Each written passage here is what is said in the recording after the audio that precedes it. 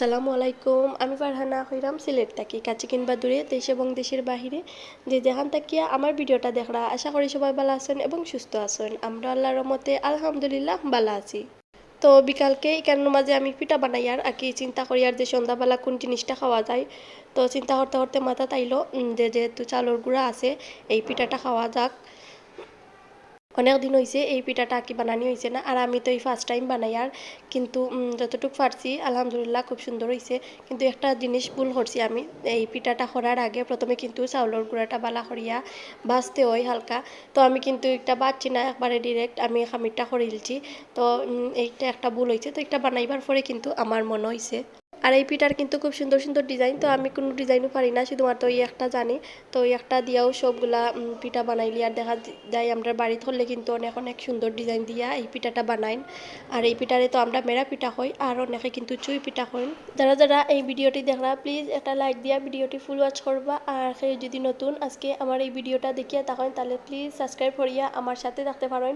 তো দেখতে পারা এখানে কিন্তু আমার পিঠা তাকিয়া কীরকম দোয়া বারোর, তো তার মানে আমার পিঠাগুলা ওই গেছে। আমি এখন নামাই লিমু, আর নামানির পরে কিন্তু আমি 10 মিনিট রেস্টে রাখবো, কারণ পিঠাগুলো না নামাইবার পর তাকেও একবারে একটু নরম নরম থাকে। তো কতক্ষণ যদি ফ্যানের নিচে রাখা যায় তাইলে কিন্তু পিঠাগুলো খুব সুন্দর সেট হয়ে যায়। তো এই যে আমি কিন্তু অতক্ষণ ফ্যানের নিচে রাখছি আর আমার পিঠাগুলো কিন্তু খুব সুন্দর হয়ে গেছে আর একবারে নরম হয়েছে। তো এই পিঠাগুলো খাইতে কিন্তু খুব বেশি ভালো লাগে মাংসর তরকারি দিয়ে। আর যেহেতু গরম মাংসের তরকারি আছিল, আমি আর তানসা কিন্তু কয়েকটা খাইলছি। দেখা যাইতো এই পিঠাগুলা কিন্তু আগে খুব বেশি চলতো। তো আমার নানি থাকতে কিন্তু এই পিঠাগুলা বেশিও বানাইতা। আর আমরা বাড়ির তো বড় একটা হাঁড়ি আছিল মাটির, আর নিচে দিয়ে ছিদ্র। তো ওই হাঁড়ির মাঝে আমার নানি এই পিঠাগুলা বানাইতা। তখন কিন্তু এই পিঠাটা আর দেখাও যায় না। তো আসলে সময়ের সাথে কত কিছু বদলাই। তো এই পিঠাটা কিন্তু আজকে এই ফার্স্ট টাইম আমি ট্রাই করছি। তো আগে ট্রাই করছি না, কারণ আমার গরম এরকম ভাব দেওয়ার কোনো জিনিস আসিল না। আর এখন যেহেতু রাইস কুকারের সাথে একটা স্টিমার দেই, এর লাগে কিন্তু খুব সহজে আমি এই পিঠাটা ভাপ দিতে পারছি।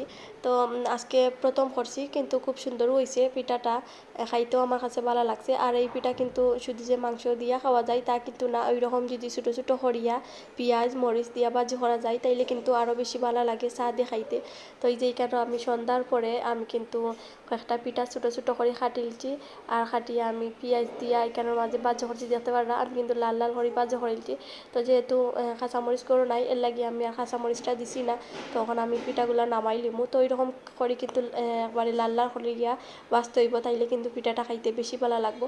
তো আমি নামাইয়া আবার উপরে থাকে কিন্তু ম্যাগি মশলা দিলাইমু, কারণ ম্যাগি মশলা খাইতে আমার ভালো লাগে গিয়া, আর এর লাগিয়া আমি দিলাইছি। তো তার সাথে কিন্তু চাটাও বুয়াই দিমু, কারণ চা ছাড়া কিন্তু এই পিঠাটা খাওয়া যায় না আর কি খাইতে বেশি ভালো লাগে গিয়া। তো এইটা কিন্তু আমার মতে যে চা ছাড়া এই পিঠাটা খাওয়া যায় না। তো অনেকে কিন্তু একটা খালি খালিও খাই আমি দেখছি। তো কিন্তু আমি কিন্তু চা দিয়েও খাইতে হয় আমার এই পিঠাটা, আমার কাছে খুব বেশি ভালো লাগে গিয়া।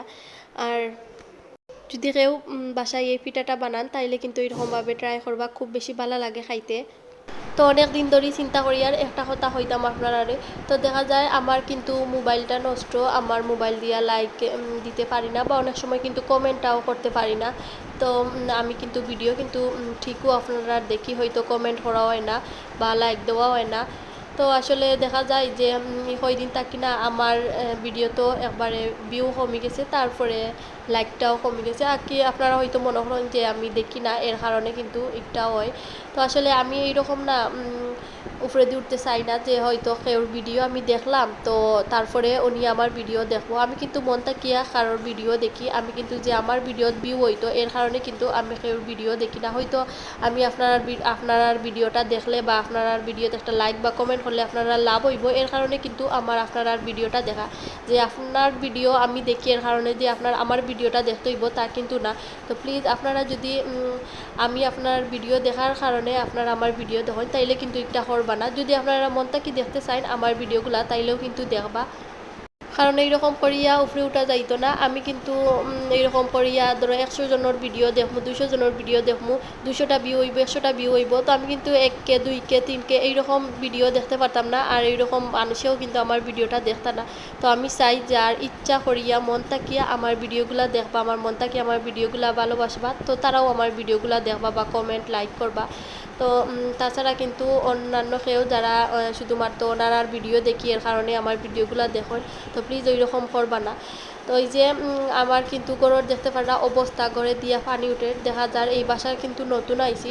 তো আমি কিন্তু আগে নিস্তালাত বাসার দেখছি ওই রকম সমস্যা যে নিচ থাকি পানি উঠে ঘামে ফ্লোরটা। তো ওই রকম 2 তলার উপরে যে এইরকম সমস্যা একটা আমি কোনো সময়ও ভাবছি না ওইব করিয়া। তো দেখা এই সমস্যাটা আমি খেয়াল করছি যে কয়েকদিন যদি বৃষ্টি হয়, বৃষ্টি হওয়ার পরে রোদটা উঠলেও কিন্তু ওই রকম সমস্যা হয়, আবার একদিনও হয়, তো একদিন পরে কিন্তু আবার আর করে না এই সমস্যাটা। তো দেখতে পারে একবারে ফ্রিজ গামের, তারপরে আমার জানালার দিয়া দেখতে পারবা বোঝা যার যে কুয়াশা পড়ে বা বৃষ্টি ওর আসলে বাইরে কোনো রকম বৃষ্টিও নাই, কিচ্ছু নাই, তাও কিন্তু ওই রকম জানালার অবস্থা। আর আপনারা তো দেখছেন আমি শুকনা হাত দিছি ফ্লোরের মাঝে, আবার আমার হাতটা ভিজে গেছে কি পুরাটা ঘর আমি বারে বারে শুকনা কাপড় দিয়া মুছিয়ার কারণ দেখা যায় ইনিয়া আটতে গিয়াও কিন্তু পড়ি যার কারণ টাইসের রুমে একটু পানি পড়লেও কিন্তু পিছলে হয়ে যায়। আমি কিন্তু বারবার ঘরটা মুছার চেষ্টা করি আর আবার আমার ঘরটা দেখা যায় পানি উঠি যায়। তো এই যে এখানের মাঝে আমি কিন্তু আমার বাসনগুলা সব ধুইলি আর আমার রান্নাও শেষ। আমি এখানের মাঝে মাংস রান্না আছিল, তো একটু আছে আর আমি একটু মাছ বুনা করে লিছি আর আমার ভাতটাও রান্না শেষ। তো রাত বাজে প্রায় 10টা আর তানিশা নিয়ে ঘুম আসলা, ওরা কিন্তু 9:30টার সময় উঠে গেছেন। আমি তো রান্না শেষ করতে করতে কিন্তু ওরা ঘুম থেকে উঠে গেছেন। তো এই কারণের মাঝে ইনিয়া কিন্তু আমার খান্দাতো উবাই রয়েছে। দেখা যায় আমি খাম ফরাত লাগলে কিন্তু ও আইয়া আমার খান্দাত উবাই থাকে, আমার সাথেও থাকে। তো এই কারণের মাঝে আমি বাসনগুলা ধুইয়া ওখানে একবারে খামটা শেষ করেই যাই মুগিয়া। আর ইনিয়া যেহেতু উঠে গেছে আর রাইতো অনেক হয়ে গেছে, ওরেও খাওয়াইলিমো আমি। তো এই কারণের মাঝে আমি বালা করিয়া একটা তেনা মুছিয়া তারপরে আমি সব কি সাইডগুলা মুছিলছি, চুলাটাও বালা করি মুছিলছি। আর এখানে ইনিয়া লাগে আমি একটু নুডলস বুয়াইমু, যেহেতু ওর আলু বা কোনো রকম তরকারি রান্ধিছি না যাতে ওরে খাওয়াইতে পারবো, এর লাগে কিন্তু আমি একটু নুডলস ওর লাগে রান্ধিলি। আর ওই যে আমি নুডলসটা বুয়াইছি, তো আমি এখন একটু লবণ দিমু। তো আমি কিন্তু চুলার ওই সাইডটা মুছছি, তো লবণ আনাত দেখি যে এই সাইডটা আর মুছো হয়েছে না, আমি তো ভাইয়ার এই সাইডটা তো হয়তো পড়ছে না, তো সাইডটারও কিন্তু ওখান দেখি অবস্থা নাই। তো আবার আমি তেনাটা আনিয়া আবার এই সাইডটা আমি মুছিলিয়া তারপরে বয়ামগুলাও একটু মুছিলিমু। তো তখন আমি ইনিয়ার লাগিয়া নুডলসটা জাল করিলিমু। আর ওরা যেহেতু এই মাত্র ঘুম থেকে উঠছে প্রায় 9:30, আর ওরা রাতকে ঘুমাইতে ঘুমাইতে কিন্তু একবারে 2টা আগে খান্দা হাজার 1:30টা হয়েছেও ওরা ঘুমাইতে ঘুমাইতে। তো আজকে ভিডিওটা কিন্তু এই পর্যন্ত আসিল। তো যদি আপনারা ভালো লাগিয়া থাকে তাহলে প্লিজ একটা লাইক এবং কমেন্ট করতে ভুলবা না। আর আপনারা যদি আমার চ্যানেলে নতুন হয়ে থাকেন তাহলে সাবস্ক্রাইব করতে ভুলবা না। তো আমি কিন্তু সবাইরেও সাপোর্ট করবো, যদি আপনারা আমারে কইন যে সাপোর্ট করতে হয়, আমি কিন্তু সবাইরে সাপোর্ট করবো, কিন্তু তার বিনিময়ে যে আপনারা আমারে সাপোর্ট করতে হইব তা কিন্তু না। আপনারা যদি ভালো লাগে আসবেন আমার ভিডিও, যদি ভালো লাগে তাইলেও কিন্তু সাপোর্ট করবা, আর যদি ভালো লাগে না তাইলে কিন্তু সাপোর্ট করতে হইতো না।